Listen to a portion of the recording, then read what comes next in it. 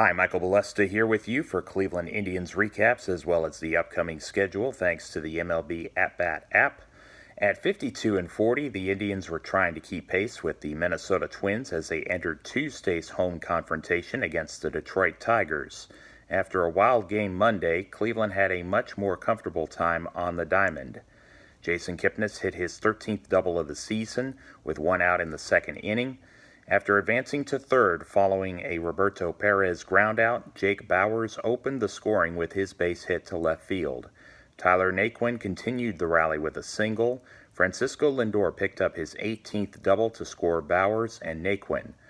Oscar Mercado picked up where he led off the night before with home run number 7 to make it a 5-run inning. In the bottom of the third, the Indians did not rest on their laurels. Jordan Luplow and Jose Ramirez each recorded extra base hits to rake across another run. Jason Kipnis looked like he was going to ground out, but Ryan Carpenter dropped the ball while trying to step on first base. It enabled Ramirez to get Cleveland's 7th run. Zach Plesac made it 3 innings without allowing a hit, so with the big lead, the Indians went to the bullpen. They got 2 innings each from Tyler Clippard, Olson, and Nick Goody, who picked up his first win. Naquin struck his 8th long ball against Blaine Hardy in the bottom of the 6th, and the Indians won the game 8-0. Carpenter fell to 1-6. Wednesday was another good day at the office. 2 runs were driven in off the bat of Mercado in the third against Spencer Turnbull. Mike Freeman and Tyler Naquin scored on the play. Cleveland's lead was cut to 1 in the 6th when Heimer Candelario hit a single to get Castellanos in. The good news was that the Indians got the third out on the sequence as Naquin threw to Carlos Santana, who threw to Freeman at second base to retire Candelario.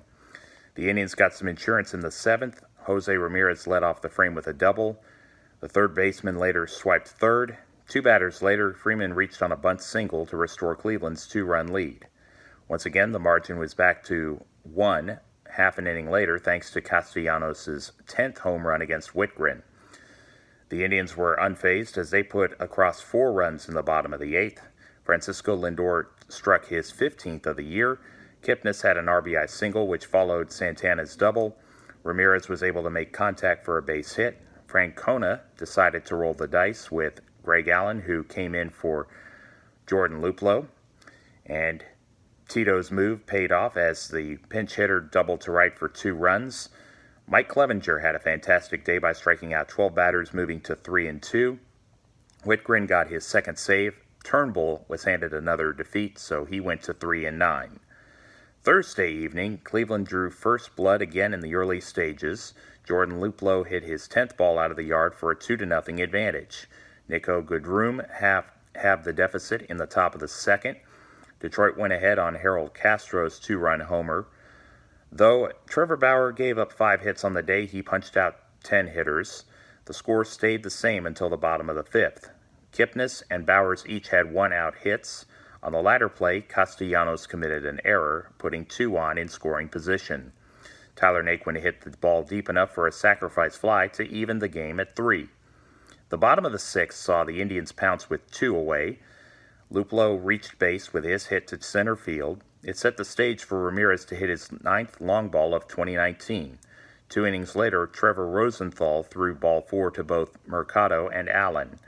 With runners on the corners, Ramirez reached first base as Castellanos threw to Castro for a force out at second. Oscar came home on the play. Brad Hand got credit for his 26th save.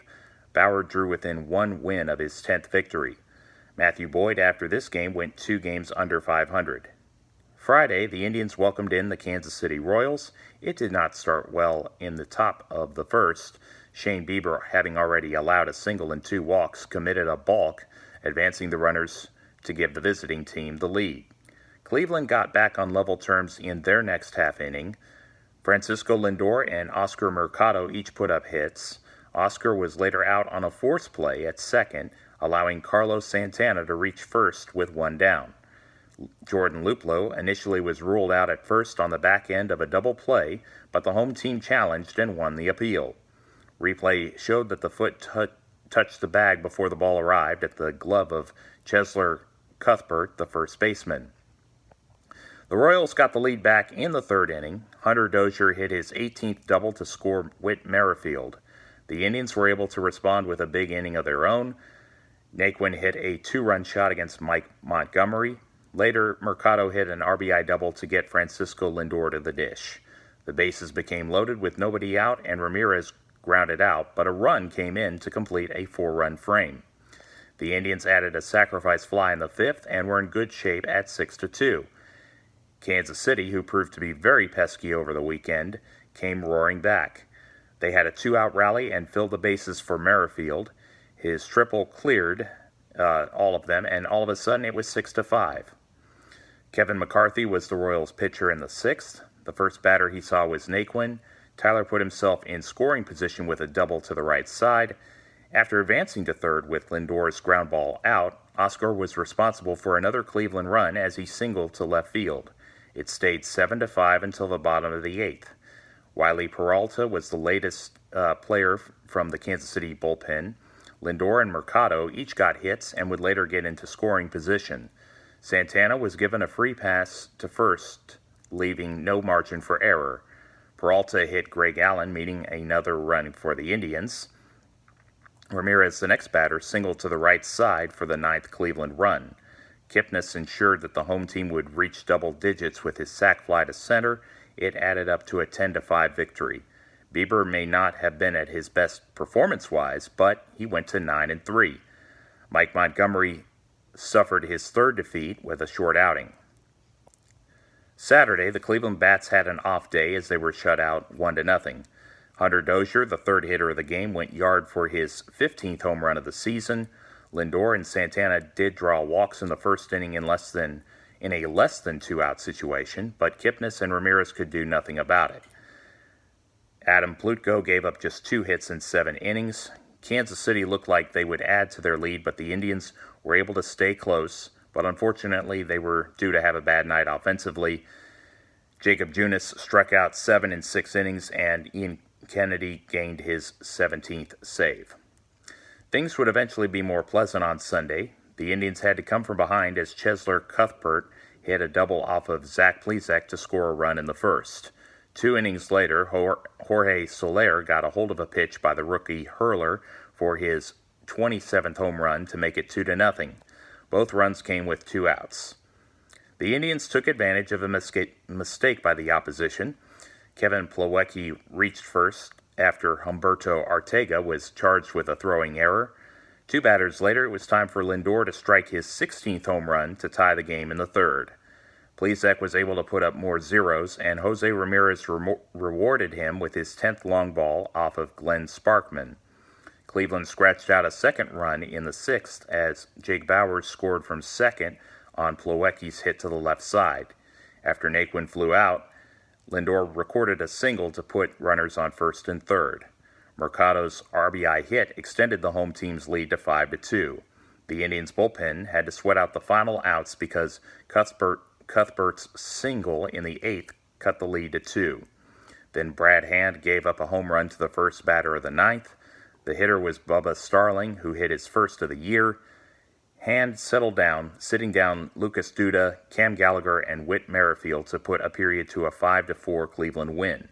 Plesac now has a winning record at 4-3. Glenn Sparkman gave up 9 hits, remains stuck on 3 wins.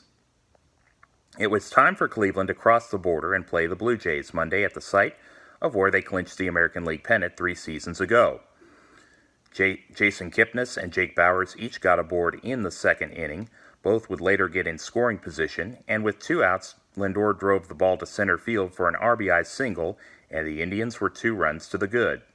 Mike Clevenger was able to go deep in the game, but he wasn't infallible, giving up the 16th homer by Justin Smoak, which made the score 2-1. The visiting team was able to get the run back in the third, courtesy of a Jason Kipnis single. Roberto Perez picked up his 6th double of the year in the top of the 5th. More importantly, Kipnis came in all the way from first, and the Indians' lead was 3. Clevenger ran into some trouble in the 5th. After walking Smoak, he got Randall Grichuk to ground into a double play. Mike then hit Danny Jansen, setting up a Billy McKinney 2-run hit out of the ballpark to make it 4-3. Cleveland once again showed their fight in the top of the sixth. Tyler Naquin led off the frame with a double. Lindor bunted the right fielder over to third base. Then Oscar Mercado hit his second triple to put the gap back to 2 runs. Pitcher Justin Schaefer lost Carlos Santana and Jordan Luplow on ball 4 on both occasions, so he gave way to Tim Maiza. Ramirez did not get the hit that he wanted, but his sacrifice fly got Mercado to the dish to cancel out McKinney's 5th inning home run. Mercado added his 8th deep ball in the 8th to help his team finish off a 7-3 result. Mike Clevenger went to 4-2, while starter Ryan Barucki was on the wrong end of his first decision of the year. After Monday's results, the Indians are 17 games above 500, just 3 games back of the 61-38 Twins. Tonight's game in Toronto is available for free to watch on the MLB YouTube channel. The contest gets underway just after 7 o'clock. Trevor Bauer and Aaron Sanchez are the listed starting pitchers. Wednesday's finale starts at the same time as Shane Bieber and Marcus Stroman are scheduled to be on the Hill. The road trip carries over from Toronto to Kansas City for a 4-game weekend series against the Royals. The first 2 nights start 8:15. Adam Plutko faces Mike Montgomery, then Zach Plesac and Jacob Junis will be in Kauffman Stadium. Saturday begins an hour earlier. Then the 4th game is Sunday at 2:15. Those are Eastern Time. Cleveland travels back home for 3 straight series against the Astros, Angels, and Rangers before going head-to-head in Minnesota against their division rivals. Just a reminder that Thursday, July 25th from 10 a.m. to noon Eastern Time is the first scheduled training camp open practice according to the Cleveland Browns website. The last one will be Wednesday, August 21st. The first preseason game is at First Energy Stadium on Thursday, August 8th at 7:30 local time against the Washington Redskins. Outside the Cleveland and Washington markets and nearby, it will not be aired live. NFL Network does air every preseason game. Most of said games are on tape delay, so set your DVR accordingly if you get the channel. NFL Network does plan to show the August 17th game against the Colts live in the second week of preseason. Sunday, September 8th, will be the regular season opener against the Tennessee Titans. On that day, be sure to join the North Texas Browns backers at Red Rock Bar and Grill.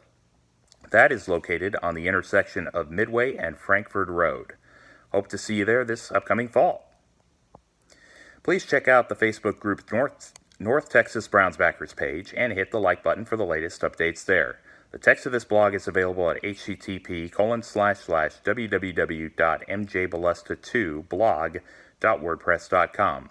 I am on Twitter at mjbalesta2, on Facebook at Michael Balesta, and on Instagram at mjbalesta2.